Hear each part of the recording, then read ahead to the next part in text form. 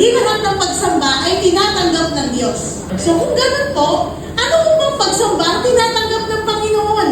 Dahil kung hindi po natin alam, hindi po natin magagawa ang tamang pagsamba.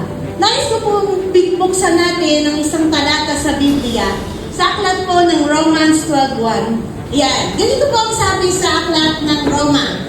Ang sabi po sa verse 12:1, "Therefore, I urge you, brothers and sisters, in view of God's mercy, to offer your body as a living sacrifice, holy and pleasing to God.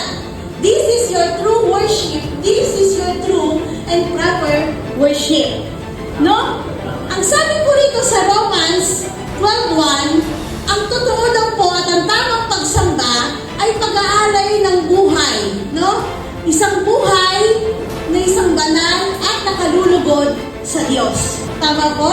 So, hindi ko palang sabihin, ang pangunahin at mahalaga kapag tayo ay sasamba at kapag pasamba ang pag-uusapan, ay iaalay natin ang ating sarili bilang handog na banal at nakalulugod sa Diyos.